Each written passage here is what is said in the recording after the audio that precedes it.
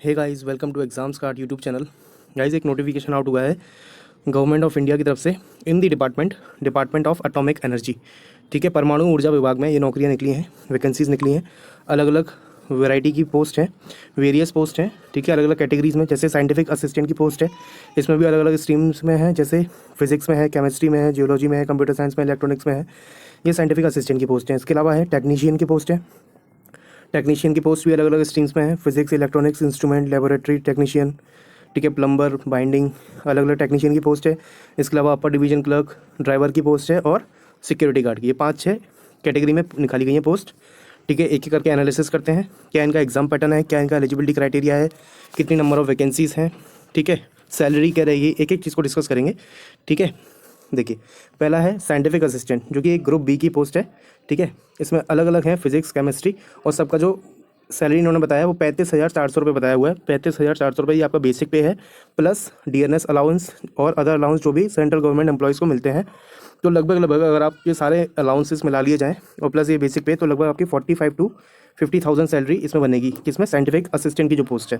ठीक है, तो काफ़ी अच्छी सैलरी है, काफ़ी रेप्यूटेड जॉब है। ठीक है, अगर आप इसके लिए अप्लाई करना चाहते हैं तो इसके लिए एप्लीकेशन जो बिगिन हो चुका है 9 अक्टूबर से बिगिन हो चुका है। 9 अक्टूबर से 24 अक्टूबर तक आप इसके लिए अप्लाई कर सकते हैं। ऑनलाइन मोड में एप्लीकेशन आपको फिल करना रहेगा। ठीक है, ये इसमें जो एलिजिबिलिटी क्राइटेरिया एजुकेशन का मांगा है वो है आपकी बीएससी हो रखी हो आपकी फिजिक्स, मैथमेटिक्स, केमिस्ट्री किसी भी स्ट्रीम्स में विथ मिनिमम 60% एग्रीगेट्स। ठीक है, या आपने बीएससी कर रखा है फिजिक्स, मैथमेटिक्स और जियोलॉजी से, ये बीएससी ऑनर्स कर रखा है in physics with minimum 60% aggregate, मतलब आपको फिजिक्स से अगर आपने बीएससी कर रखी है तो बेसिकली आप इससे अप्लाई कर सकते हैं। ठीक है, इसमें आपकी केवल ओबीसी और यूआर की वैकेंसी है। जैसे आप देख सकते हैं, ओबीसी की एक है, यूआर की एक है, यानी जनरल की एक है। टोटल 4 पोस्ट हैं फिजिक्स की।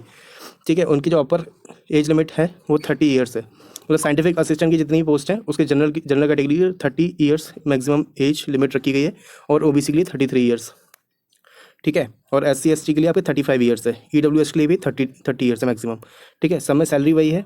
ठीक है, अब जैसे इसमें BSc फिजिक्स वाले में फिजिक्स मांगा था, इसमें केमिस्ट्री मांगा हुआ है केमिस्ट्री वाले में। ठीक है, और 60% ग्रेड आपके होने चाहिए मिनिमम। ठीक है, जियोलॉजी वाले में जियोलॉजी मांगा हुआ है, BSc इन जियोलॉजी आपने अगर कर रखा है तो आप इसके लिए अप्लाई कर सकते हैं।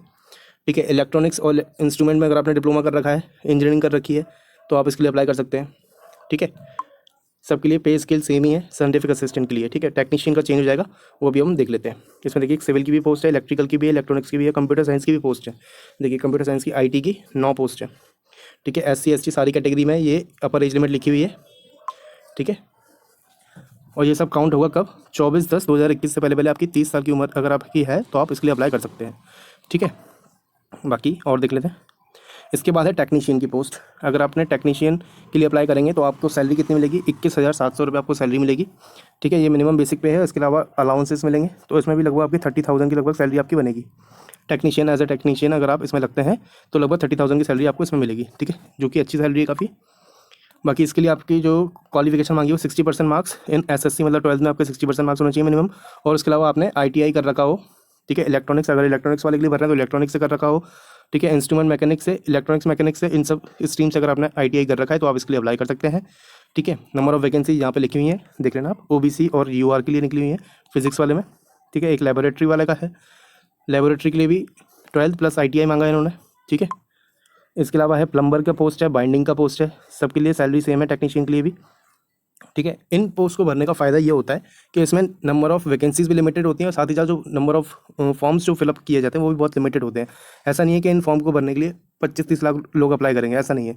इसमें बहुत लिमिटेड लोग अप्लाई करते हैं, जो पर्टिकुलर उस एलिजिबिलिटी क्राइटेरिया को फुलफिल कर पाते हैं वही अप्लाई करते हैं। तो अगर आप फुलफिल करते हैं तो इसको ज़रूर से अप्लाई करते हैं।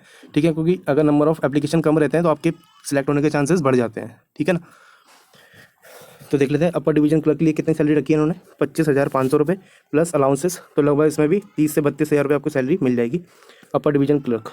ठीक है, इसके लिए एलिजिबिलिटी क्या मांगी है, डिग्री मांगी है। अगर आप कोई भी डिग्री कर रखी है, आपने ग्रेजुएशन कर रखा है, 50% मिनिमम मार्क्स रखा है इसमें, और आपको एक 30 वर्ड्स पर मिनट इंग्लिश की टाइपिंग आनी चाहिए, कंप्यूटर नॉलेज आपको होनी चाहिए इसके लिए।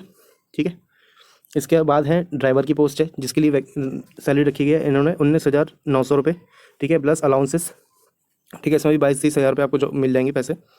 ठीक है, इसमें आपको मांगा है 10th आपने कर रखा हो, ड्राइविंग लाइसेंस आपके पास होना चाहिए, एक्सपीरियंस होना चाहिए 3 साल का ड्राइविंग का, लाइट एंड हैवी व्हीकल आपने ड्राइव कर रखा हो, 3 साल का एक्सपीरियंस, ठीक है। Knowledge of motor mechanism, petrol diesel driven vehicles, इन सब की मतलब गाड़ी चलाने का आपको पता होना चाहिए, गाड़ी में क्या क्या पार्ट्स होते हैं, ये सब चीज़ें थोड़ी गाड़ी की बेसिक नॉलेज होनी चाहिए आपको ना मेनली, ठीक है। इसमें जो अपर एज लिमिट है वो है 27 साल, ठीक है। और टेक्नीशियन में कितनी थी अपर एज लिमिट, इसमें भी 27 साल थी, ठीक है। केवल लैब असिस्टेंट की जो पोस्ट है साइंटिफिक असिस्टेंट की, उसमें 30 ईयर्स है मैक्सिमम एज, बाकी में 27 ही है, ठीक है। ये आप देख लेना एक बार।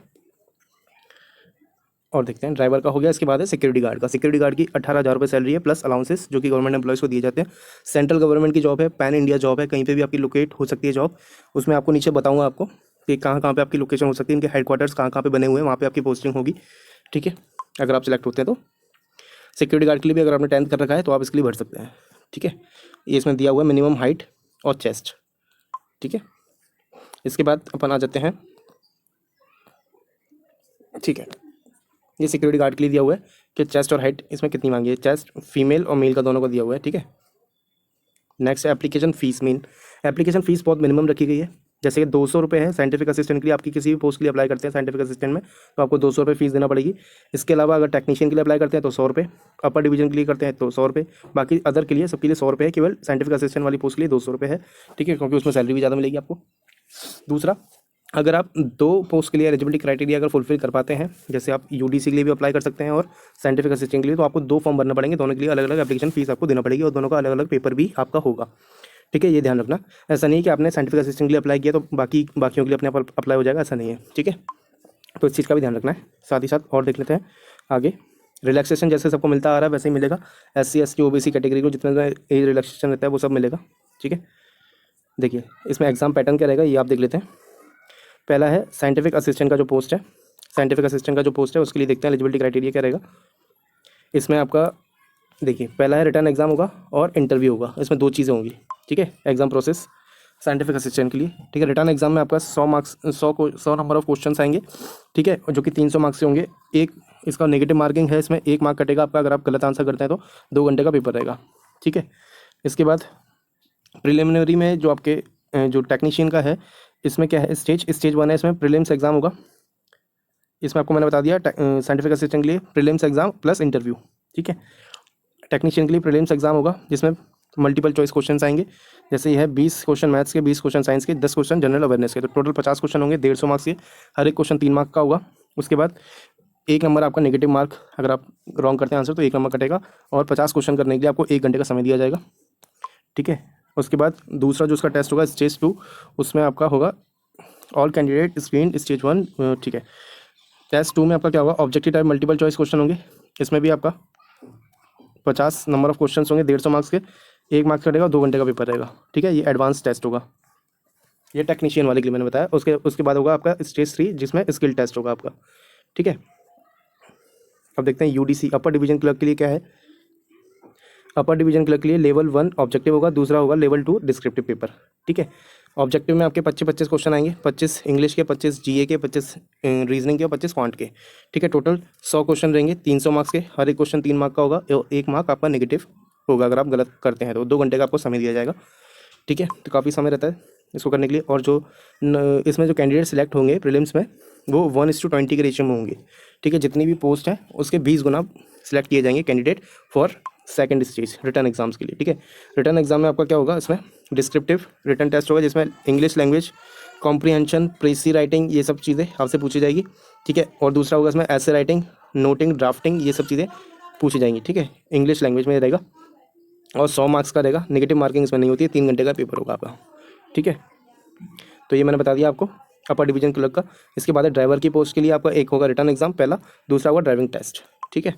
रिटर्न एग्जाम में आपके वही ऑब्जेक्टिव टाइप क्वेश्चन आएंगे, इंग्लिश हिंदी के, जनरल अवेयरनेस इंटेलिजेंस और मैथमेटिक्स, और दूसरा होगा फिर रिटर्न आपका क्या नाम है ड्राइविंग टेक्निक्स, और इसका भी ऑब्जेक्टिव क्वेश्चंस आएंगे, ठीक है। 100 क्वेश्चन रहेंगे 100 मार्क्स के, इसमें नेगेटिव मार्किंग नहीं होगी, 2 घंटे का पेपर रहेगा और इसमें भी कैंडिडेट 1:20 के रेशियो में सिलेक्ट किए जाएंगे, ठीक है। उसके बाद होगा उसका ड्राइविंग और स्किल टेस्ट, ड्राइविंग टेस्ट होगा, ठीक है, क्योंकि ड्राइवर की पोस्ट है।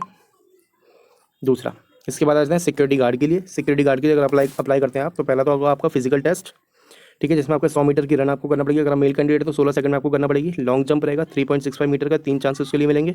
उसके बाद आपको चिनअप्स पुशअप्स और सिटअप्स ये भी लगवाएंगे फिजिकल में, ठीक है। और फीमेल के लिए 100 मीटर की दौड़ रहेगी जिसके लिए आपको 20 सेकंड का समय दिया जाएगा। लॉन्ग जंप रहेगा 2.7 मीटर का, ठीक है, 3 चांसेस इसमें भी मिलेंगे आपको।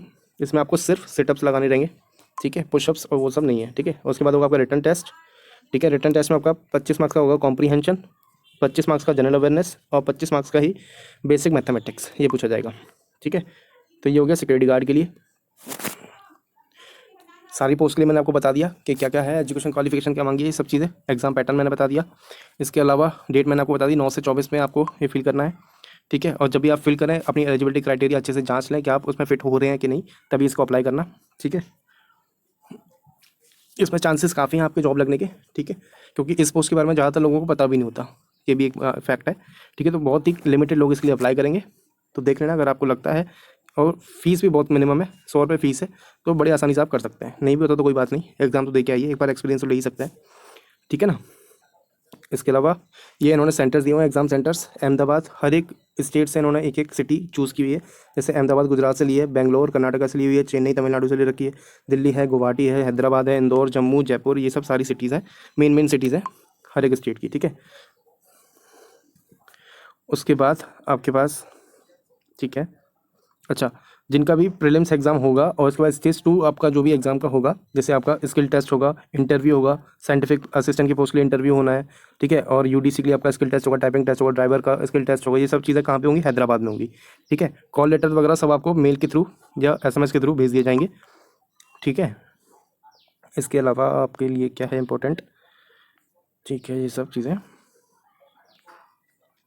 EWS कैटेगरी के लिए ये लाइन बहुत इंपॉर्टेंट है कि आपके पास EWS सर्टिफिकेट जब आप फॉर्म फिल करेंगे तो 24 अक्टूबर 2021 से पहले का आपका EWS सर्टिफिकेट बना हुआ होना चाहिए। ऐसा नहीं है कि आपने फॉर्म के लिए अप्लाई कर दिया और जब आपका पेपर निकल गया उसके बाद आप EWS सर्टिफिकेट बनवाएंगे तो उसका कोई फायदा नहीं होगा, ठीक है। EWS सर्टिफिकेट आपका 24/10/2021 से पहले बना होना चाहिए, इन्होंने साफ लिख दिया, ठीक है।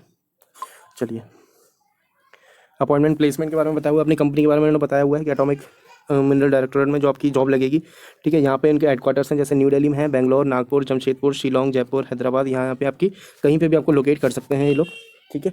पैन इंडिया जॉब है, काफ़ी बढ़िया फील्ड वर्क है, अच्छा जॉब है, ठीक है। तो जिसको अप्लाई करना है अप्लाई जल्द से जल्द कर देना, ठीक है।